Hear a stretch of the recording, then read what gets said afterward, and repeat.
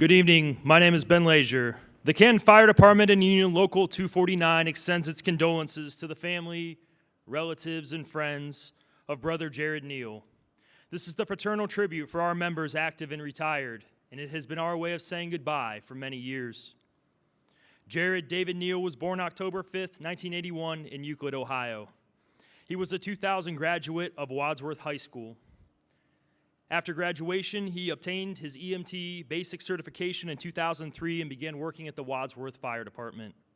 In 2006, he would return to school again, obtaining his paramedic and fire card. Prior to coming to the Canton Fire Department, he was with Wadsworth for a total of 15 years. But Jared also worked many years as a carpenter on the side with his close friend Kurt. He is survived by his father James, wife Carrie, children Timmy, Shauna, Caden, Aiden, Olivia, Isabella, and grandchildren Annie, Daisy, and Iris, and also, of course, his dogs Bear and Bane. His family has shared that he enjoyed riding his Harley, loved family vacations and traveling, watching the Cleveland Browns and complaining about Deshaun Watson, and he was a very talented carpenter and mechanic. From the Canton Fire Registry, Jared David Kneale, age 33, residing from 429 North Lyman Street, was hired by the City of Canton Fire Department on Wednesday, April 29th, 2015 at 1 p.m. He was hired by the Mayor, William Healy, and Fire Chief Stephen Rich. He was in a hiring class of 3, himself, firefighter Aaron Best, and myself. He received a starting salary of $35,200 per year and was issued badge number 41 and employee number 3186. Our records indicate that Jared would spend 6 weeks working upstairs, familiarizing himself on the streets, department policies, SOPs, and equipment.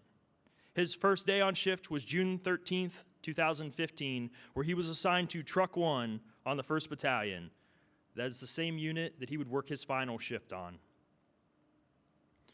Jared would hold assignments on first shift for a little over a year until he was transferred to the 2nd Battalion on May 24th, 2016.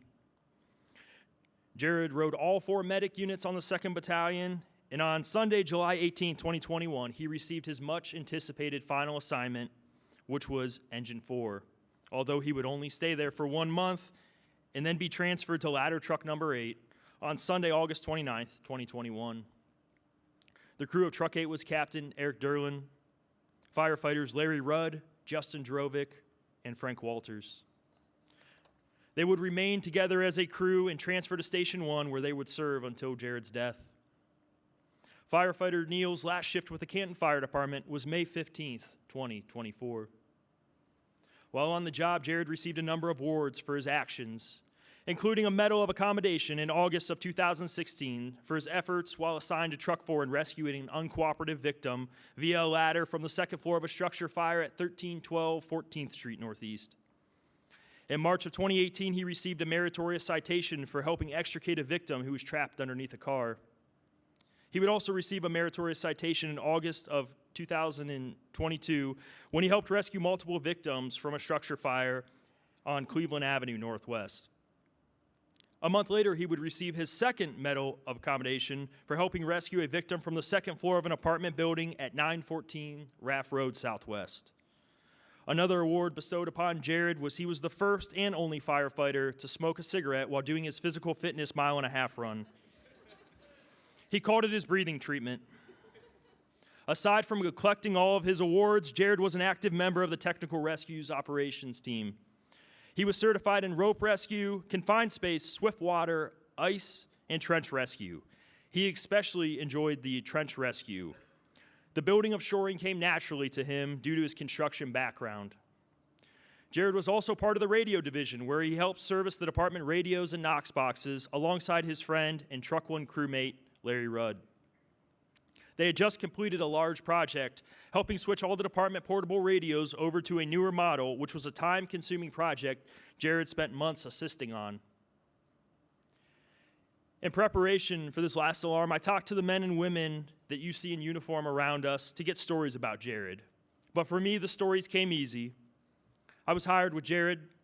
I worked most of my career with him. We rode the medic together, and we were stationed together for the last several years. Anybody that knows me knows I procrastinate a little bit, and I really did not want to write this speech. Every time I sat down to write it, it was very difficult for me, and I felt a block. No words seemed right, and I felt immense sadness. I missed my friend. I knew I had to change the narrative in my mind, so before we begin with these stories, I want to say today that I am happy. I'm happy I got the opportunity to talk about my friend. I'm happy I have all these stories to tell about Jared. I'm happy I get to see Jared in the faces of his children. And although it was for a short decade, I'm happy Jared was in my life. Working together so much, Jared and I have shared many stories, but slightly different versions of these stories. We would often bicker about details. When I would tell my version of the story, Jared would yell, "There you go, known liar." He would then recite his favorite quote from Captain Aaron Rich, "Accuracy is not important in a good story." Well, tonight, Jared, I will tell the stories your way, mostly. I met Jared on Wednesday, April 29th, 2015, at 10:30 a.m. on the 4th floor of City Hall. Jared's very first words to me were, "How old are you? Can you even drive?" I told him I was 20. He shrieked, then yelled, "I have a son that's 19. You could be my son." From that day forward, he would refer to me as his son, and when he would talk on the phone with Carrie, he would say, "Honey, I'm working with your son." I would roll my eyes and grumble to Carrie, "Hello." During our weeks of orientation, Jared and I had time to get to know each other, and I quickly learned how much his family meant to him. He talked about them a lot. He also called Carrie on the phone a lot. One day while talking about his son, Timmy, I stopped Jared and said, "Now that's your stepson, right?" He looked at me cold and sternly told me, "No, he is my son. Please don't ever call him that again." In that moment, I realized how special Jared's children were to him. Also, during my orientation, I realized that Jared at times was a suck-up. Our very first day, Jared brought in a log of chew. Coincidentally, it happened to be the exact chew the training officer, Captain Urich, used. And Jared just happened to give it to him. Jared didn't chew. I would tease him about being a kiss ass for years, and he would always say, "You have no proof." While going over his file writing this, I came across dozens of letters handwritten by Jared. When I read these letters, I realized he wrote a personalized thank you note to every single member of the hiring committee, the civil service director, the chiefs, the mayor, and even the secretaries when he was going through the hiring process. I finally had my proof he was a suck-up. I so badly wanted to text him about my victory. After orientation, our paths would later cross riding the Medic together. Jared had a lot of fun on the Medic. He was a great time to ride with. This was in part because he had the maturity of a high schooler and at times a middle schooler. It was very, very easy to make Jared laugh. The simplest things would have him belly laughing. He loved to play jokes and always managed to find humor in situations. One of my fondest memories of Jared on the Medic was a backup medic unit we had at Station 8. It was old and the engine was very tired. For some reason, when you turned off the engine of the ambulance, it would let out the compression and make a very long farting noise. It was hilarious, but it did it every single time you shut the engine off. It didn't matter to Jared. He would laugh just as hard every single time like it was the first. Although he was lighthearted to ride with, he could always turn it on. Any serious call, Jared would lock in with a straightforward professionalism. His go-to move to settle anyone down that was agitated on an EMS call was to offer them a cigarette and then calmly have a talk with them. Jared loved pranks on the Medic. He especially liked putting mayo, mustard, or ketchup on the inside door handles of other Canton Fire medic units at the hospital. Many of his medic stories, though, are just better left unsaid. I would just simply say he rode the Medic with Rich Geiger and let you use your imagination. One day, Jared's daughter came to ride with us on Medic Aid as a student observer. This was the first time I saw Jared in dad mode. He was loving but stern. We went on a DOA with slightly odd circumstances, and I insisted that Shauna stay outside, but Jared said no. If she wants to come in, she can come in. If she's going to pursue a career in healthcare, she needs to know what she's getting into. Shauna came in, and all was fine on the call. As we left the call, we showed Shauna our true professionalism and immediately made a wrong turn and beached the ambulance in an alley off of High Southwest. We couldn't stop laughing. Later, while going down Route 30, the ambulance would hit a bump, causing the rear door to fly open. Jared calmly screamed, "Hold on, Shauna, this happens sometimes." Jared had a knack for finding himself on bizarre calls with even more bizarre circumstances. One of his favorite calls was for a possible overdose on Lawrence Road Northeast with his partner, Buddy DeGrosse. While treating the patient, a white substance became airborne. Fearing it was fentanyl, extreme precautions were taken. I believe the substance actually was flour. But all of their clothes were removed at the scene and they were taken to the hospital for decontamination. In a less than thought out plan, they were placed in the shower for decontamination with the perpetrator. Captain Burkhardt arrived at the hospital to bring them clothes, and when he walked towards the shower room, he heard laughter and giggling. So he opened the shower door and he found Jared belly laughing, dramatically scrubbing Buddy's back. Not all times on the medic were pleasant for Jared, though. When one medic ducks their call and another medic takes it, we call it sandbagging. The perfect sandbag is truly an art form. Although Jared did his fair share, he had a thorough disdain for sandbaggers. He would only say he would sandbag people because everybody sandbagged him. He deputized himself to patrol all the medics and kept a detailed mental note on everybody's sandbagging. One day in early December, while riding Medic 4, my partner Scott Tinlin and I decided that Jared needed sandbagged. We waited for the perfect moment to execute it, and at 11 p.m. that moment came. We laughed the entire way back to the station about it. You could hear the fury in Jared's voice on the radio. We laid in bed, still laughing, and of course, Jared started texting us angrily. He immediately began to accuse us of sandbagging him other times, and so on and so forth. So Scott and I decided to take the low road. Not only did we deny sandbagging him, we countered that he actually sandbagged us. This sent Jared. He was furious, and we decided to settle our beef like adults. We both agreed to never speak to each other again, and thus began the worst feud for the medics on second shift in over a decade. For 2 shifts, we would not even look at each other. But the day before the Christmas party, Jared called me, and he was the bigger man.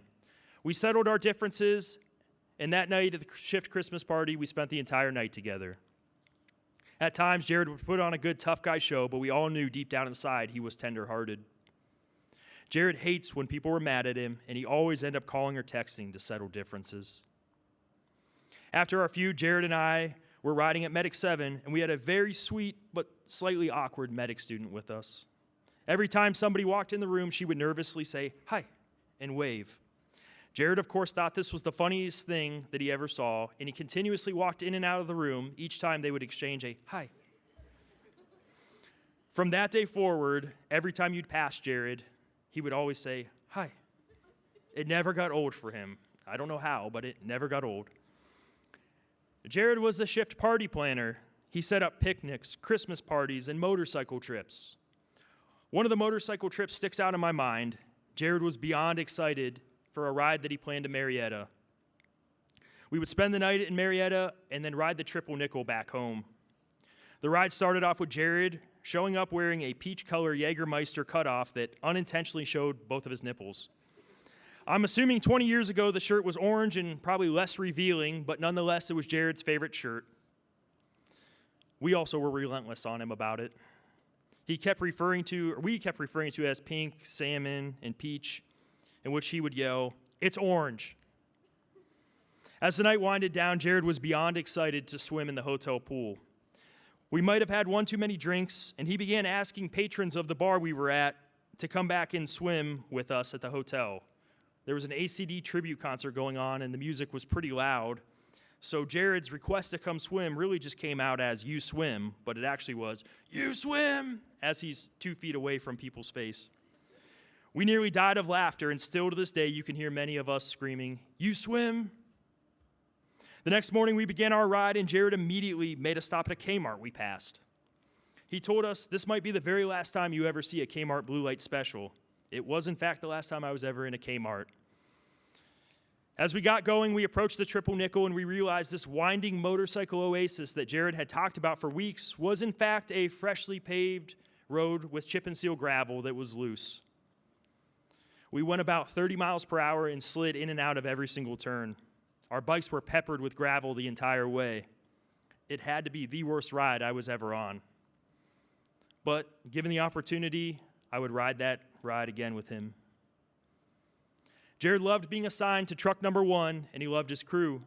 He commented to me many times his admiration for Captain Eric Derlin.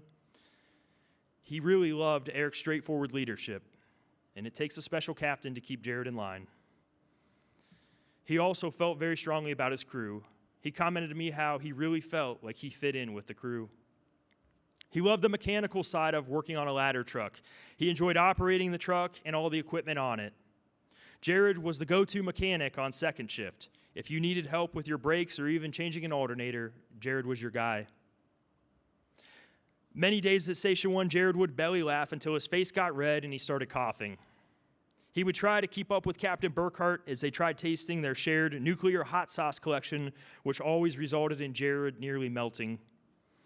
Every morning, Jared would meet the crews in the same exact way. Yo. He would then go out to the front bay, off of city property, of course, Chief Bennett, and smoke a cigarette with Captain Marlette. We don't have many smokers on the job, so they would use the same joke every day. We're the last of a dying breed.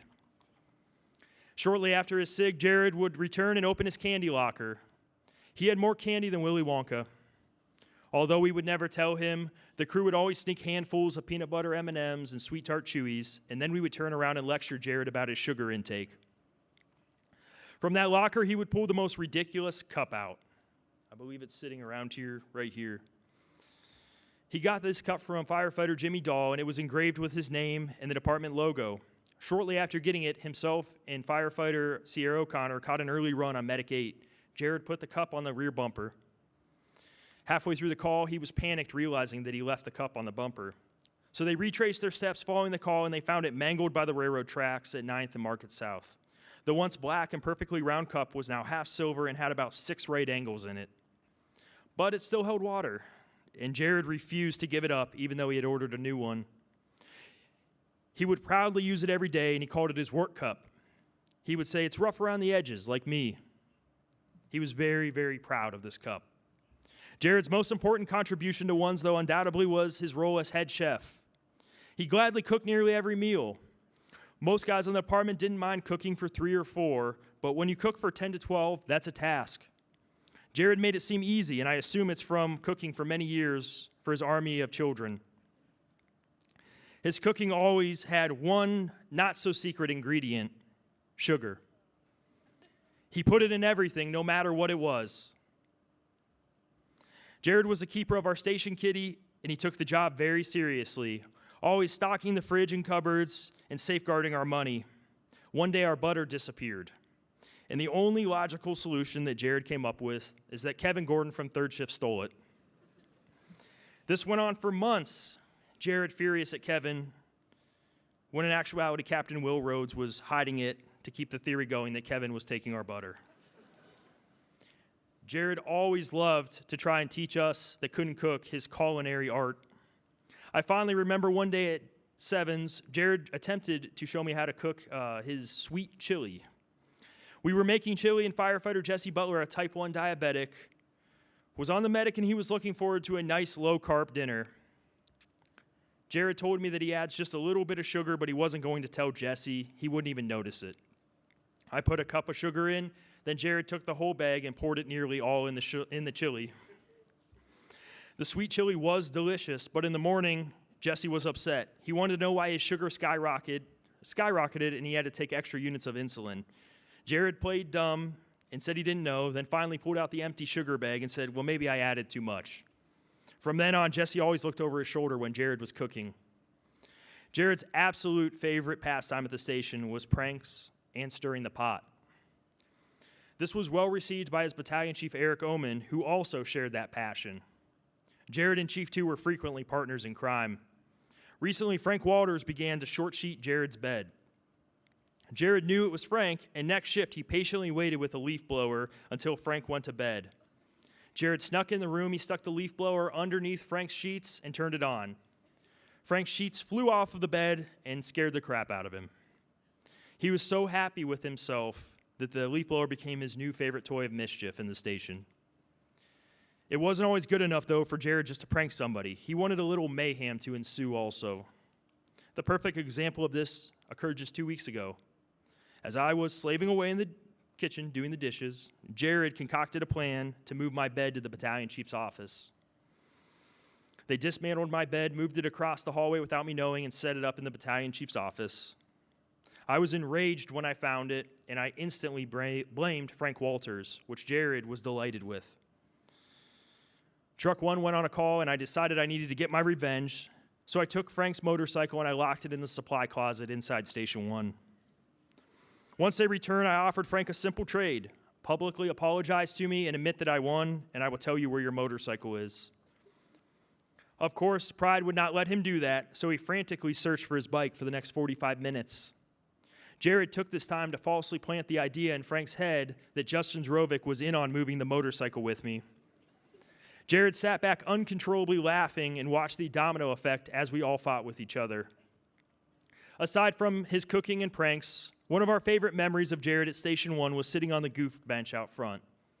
Most of our fire stations have a bench that sits out front of the station, and for probably decades upon decades, firefighters sit out there in the evening, talk to each other, watch the traffic. As the weather would get warmer, we spent many evenings sitting out on that goof bench, telling stories and laughing, but it had fallen into disrepair. Jared took it upon himself to dismantle that bench, get new wood, take it to his friend Kurt to have our station name engraved in it, and then reassemble it. He was very proud of the goof bench, and he loved sitting on it. One of the topics often discussed on the goof bench was his family. He loved to talk about his family. He was very proud of them. He was also very proud of the house that he and Carrie had built for them. We enjoyed hearing updates on his house project as much as he liked telling them. Shortly after completing the deck on the back of his home, he talked about how peaceful it was to sit outside and watch the sunset with the kids swimming in the pool. I was reminded of the beauty Jared saw from his home a few days after his death. His daughter Bella showed me a picture she had taken that night. That Friday, as we stood at the hospital, storms rolled in and dumped rain and dark clouds. It was a very fitting backdrop for the emotions we felt. But as Carrie and the kids returned home to their house, the clouds cleared and the sun broke through. The kids all agreed that sun shining was Dad. Yesterday was the Starr County EMS breakfast, and at the conclusion of the breakfast, Captain Derek Page shared a few words of encouragement to the guests in regards to Jared's death. He said, "Out of tragedy, we will find triumph. Out of darkness, we will find the light. And out of our pain, we will finally prevail." His words brought me to tears. Although Friday, May 17th was one of the darkest days of many of our lives, Carrie and the kids did find Jared's light that evening, and they will prevail. For 20 years serving as a firefighter paramedic, Jared Kneale was the light that shined on many people's darkest days. But the last alarm sounded for our brother on May 17th, 2024.